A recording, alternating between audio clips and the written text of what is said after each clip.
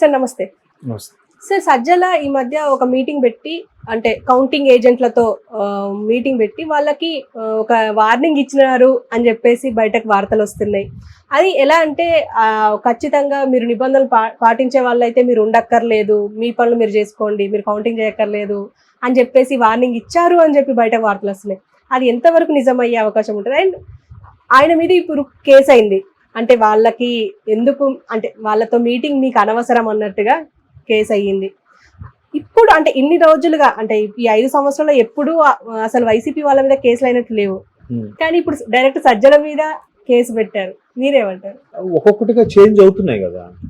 ఎట్లా అంటే ఇప్పుడు ఇంతకుముందే న్యూస్ చూశాను, కడపలో కడప సరౌండింగ్స్ లో ఉన్న భారతీయ సిమెంట్స్ లో ఉన్న ఉద్యోగులు రోడ్డు మీద ఎక్కారంట. మాకు జీతభత్యాలు పెంచాలి, పర్మనెంట్ చేస్తామన్నారు, చేయలేదు, ఈ క్వాలిఫికేషన్కి ఇన్నేళ్ళు అవేమి ఇస్తామన్నారు. అంటే ఇప్పుడు ఎందుకు ధైర్యం వస్తుందంటే ఇంకా ప్రభుత్వం రాదని నమ్మకం కుదిరిగాక వాళ్ళు బయటకు వస్తున్నారా అనేది. ఇప్పుడు మీరు అడిగిన ప్రశ్నలో కూడా అదే ఉంది. మేబీ సజ్జల గారి మీద కేసు ఫైల్ చేశారు పోలీసులు అంటే ఇకపై సర్లే ఇంకా కొత్త ప్రభుత్వమే ఫామ్ అవుద్దన్న ఉద్దేశంతో చేశారేమో అని అన్నట్టుగా అనిపిస్తుంది. అయితే ఇకపోతే సజ్జల గారు వ్యాఖ్యలు అంటే అనుచిత వ్యాఖ్యలు చేశారు అన్నట్టుగా నేను విన్నాను. అనుచిత వ్యాఖ్యలు అంటే ఏమీ లేదు.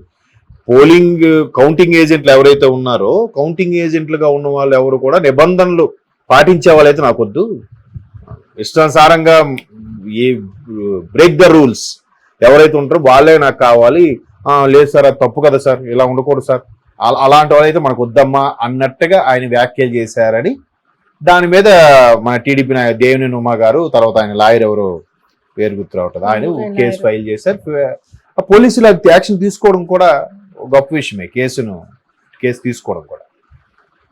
ఎందుకు దీని మీద ఇప్పుడు ఇంత సీరియస్గా తీసుకుంటున్నారంటే కౌంటింగ్ వరకు ఎలాగూ కౌంటింగ్ రోజు జరిగిన విషయాలకి కొంతమంది గెలిచిన వాళ్ళు కాలర ఎగరేస్తే ఓడిపోయిన వాళ్ళ ఎదురుగా మరికొద్దిగా పుండి మీద కారం జల్లినట్టుగా వాళ్ళు ఫీల్ అవుతారు, గొడవలు జరుగుతాయి కామన్. కానీ పోలింగ్ అయిపోయిన తర్వాత ఎక్కడైనా సద్దుమణిగిపోతుంది, ఎక్కడికక్కడ స్తబ్దుగా మారిపోతుంది. పోలింగ్ తర్వాత కారంచేడు కానీ కారంపూడి కానీ లేదంటే పల్నాడు ఏరియా కానీ ఎంత విధ్వంసంగా తయారైందో మనం చూసాం. కార్లు, పెట్రోల్ బాంబులు తగలబెట్టడము, తర్వాత పెట్రోల్ బాంబులు విసురుకోవడము, వెహికల్స్, తర్వాత పోలీసుల మీద ఒక సిఏ స్థాయి అధికారి తలపగల రక్తం కారడము చాలా చూసాం. మరి ఏంటి అంటే ఓర్వలేక జరుగుతుందా, మేమే నెక్స్ట్ వస్తామని చెప్పి వీళ్ళు అజమాయిషి ప్రదర్శించడం వల్ల గొడవ జరిగిందా, మీ 5 ఏళ్ళు ఇంక చాలా రూపం ఇంక భరించలేము ఇంక దొబ్బేయండి అని చెప్పి వీళ్ళేమైనా వాళ్ళ మీద అటాక్ చేశారా అనేది జరుగుతుంది. బట్ చాలా రకరకాల వార్తలు వినిపిస్తున్నాయి. చాలా మంది అబ్స్కాండ్ అయిపోయారు, ఇంకొంతమంది తలదాచుకున్నారు, ఇంకొంతమంది పక్క రాష్ట్రాలకు వెళ్ళిపోయారు అన్నట్టు కూడా టాక్ వస్తుంది. ఏం జరిగినా పల్నాడు సంబంధించి ఈవీఎం మిషన్ బదులు కొట్టడం, ఆ తర్వాత వాళ్ళు ఎక్కడున్నా తెలిసినా కూడా పోలీసులు చర్యలు తీసుకోలేకపోవడం, పోలీసులు తీసుకోపోయి ఇంకా సామాన్య యువకులు మేమే పోలీసులు తయారవుతామని చెప్పి వీళ్ళు చెలరేగి దాడులు చేయడం, ఇలా రకరకాలుగా చూసాం. ఎంతగా జరుగుతున్నప్పుడు కౌంటింగ్కి వచ్చే వ్యక్తులకి అరే కౌంటింగ్ రోజు ఇలా ఉండాలి, మనం ఇలా ఉండాలి, ఇలా తారుమారు చేయాలి, లేకపోతే ఇలా చేయాలి అన్నట్టుగా ఉన్నాయి కదా సూచనలు. నిబంధనలు పాటించే వాళ్ళు మనకు వద్దు అంటే అర్థం ఏంటి? వెచ్చలవిడిగా చెలరేగిపోయే వాళ్ళే మనకు కావాలి, కొంచెం రెబల్గా ఉండేవాళ్ళే కావాలి, సాఫ్ట్గా రామానుజం లాగా ఉంటే వద్దు, రెమోలు కావాలి మాకు అన్నట్టుగా చెప్పినట్టుగా అనిపిస్తుంది. సో మరి అది ఒక విధంగా రెచ్చగొట్టే ప్రయత్నమే కదా అనేది టీడీపీ కూటమి నాయకుల అభిప్రాయం. అది వాస్తవంగా అనిపిస్తుంది కూడా. ఎందుకంటే ఇంకోటి కూడా మీరు బాగా అబ్జర్వ్ చేస్తే పోలింగ్ తర్వాత సోకాల్డ్ మంత్రులు ఎవరు కూడా మాట్లాడట్లేదు కదా. ఎక్కడ ఒక ప్రెస్ మీట్ పెట్టి కానీ ఇలా అని కానీ అలా అని కానీ ఎవరు ఎక్కడ మాట్లాడట్లేదు.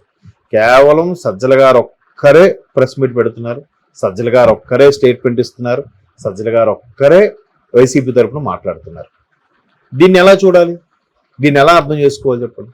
చీమ చిటుక్కుమన్నా ఎక్కడో రజనీకాంత్ లాంటి వాడు వచ్చి వీళ్ళు జస్ట్ పక్క పార్టీ వాడిని పొగిడితేనే వీళ్ళు తట్టుకోలేకపోయారు. రజనీకాంత్ను కూడా నానా మాట్లాడినారు కదా. రజనీకాంత్ వచ్చి చేసిన తప్పేంటి? చంద్రబాబు నాయుడు గారి గురించి మాట్లాడాడు. ఆయన మీ ప్రభుత్వం గురించి కానీ, మీ పార్టీ గురించి కానీ, మీ నాయకుల గురించి కానీ ఏం మాట్లాడలేదుగా. మరి ఆయనకి ఎందుకు సీకేసం తాటెంకలా ఉంటాడో, వాడొక హీరోనా అనుకుని ఎన్ని విమర్శలు చేశారు. మరి ఇప్పుడు ఎందుకు మాట్లాడట్లేదు?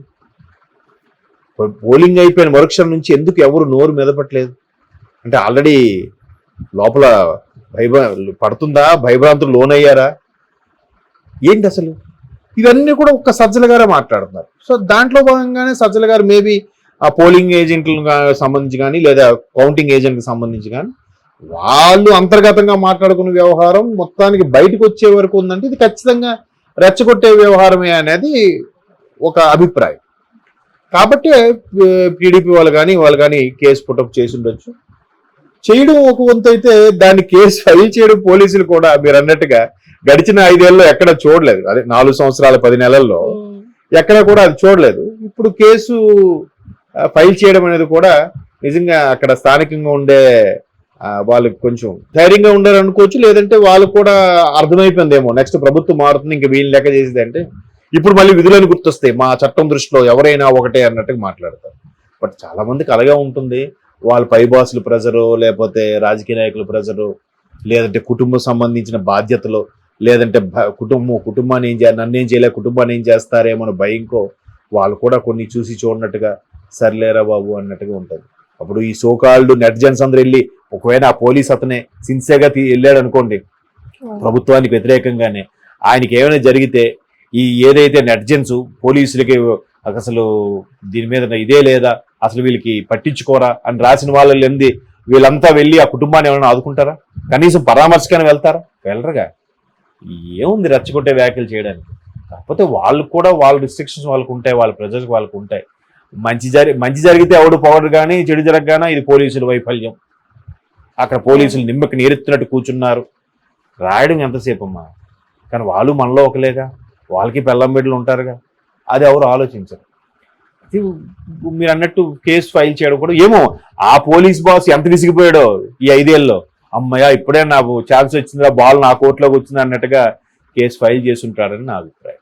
దాన్ని ఏదో రకంగా చుప్పి వాడి ఛానల్కి రివ్యూస్ కోసమో, రేటింగ్స్ కోసమో, లైక్స్ కోసమో, సబ్స్క్రైబర్స్ కోసమో చేస్తున్నారు తప్ప మరి దాంట్లో ఏముంది. ఆయన వెంటనే తోసి ఇలా వెంటనే చూసి ఇలా సత్తా ఏం లేదు. పైగా ఇప్పుడు అమ్మాయిలు అందరూ ఎక్కడ నాజుకుతనం పోతుందని స్టైల్గా డైట్ ఫాలో అవుతారు, కొంచెం తింటారు. అమ్మాయి శారీతో ఉన్నప్పుడు జస్ట్ అయ్యే జరగమ్మ ఇంకా అలా సర్దుకుంటుంది, ఎప్పటికీ జరగట్టుగా జరగమ్మ అన్నట్టుగా అన్నాడు ఆయన. అది అందరం చూసాం. దానికి ఇంకా బాలయ్య బాబు ఆవేశం తోసేశాడు. ఆవిడ ఇప్పుడు చూడండి ఎంత క్లారిటీ ఇచ్చింది. బాలయ్య బాబు గారు నాకు ఎప్పటి నుంచో ఉంది, ఆవిడ తోసేసిన సీన్సే మీరు పెడుతున్నారు. కానీ మరి ఆయన ఆ పక్కన కూర్చోబెట్టుకొని ఎన్ని చక్కగా ముచ్చట్లు చెప్పి ఎన్ని కబుర్లు చెప్పినా మరి ఆ వీడియోస్ చూపించరా, అవి చేయరా అన్నట్టుగా ఆవిడ స్పందించింది. కాబట్టి ఇవన్నీ కూడా సోషల్ మీడియాలో ఫీడ్ కోసం, సోషల్ మీడియా మీద ఆధారపడిన వాళ్ళ భుక్తి కోసమే నడుస్తున్న వ్యవహారం అని నా అభిప్రాయం తప్ప బాలయ్య బాబు గారికి అనుకోవడానికే లేదు. ఎందుకంటే మొన్నే ఎవరో ఒక ఇంటర్వ్యూలో కూడా అదే చెప్పారు. అసలు ఒక ఎమ్మెల్యేగా, ఒక సినిమా నటుడుగా, వీటన్నిటి కాకుండా బసవతారకం క్యాన్సర్ హాస్పిటల్ చైర్మన్గా ఆయన చేసే సేవల్ని ఆ ఒక్కటి చాలు. బట్ ఆయన ఎక్కడ చెప్పుకోడే, ఎంత మొబిలైజ్ చేసి, ఎంత ఫండ్స్ రైజ్ చేసి ఇప్పుడు దానికి మళ్ళీ శాఖలుగా కూడా విస్తరించాలని చూస్తున్నాడు ఆయన. తెలంగాణలో ఇంకో శాఖ పెడదామా, ఆంధ్రాలో ఇంకో శాఖ పెడదామా, పక్కన కర్ణాటకలో పెడదామా అన్నట్టుగా. అలా ఎవరు చేస్తారు, ఎవరు తప్పిస్తారు చెప్పండి.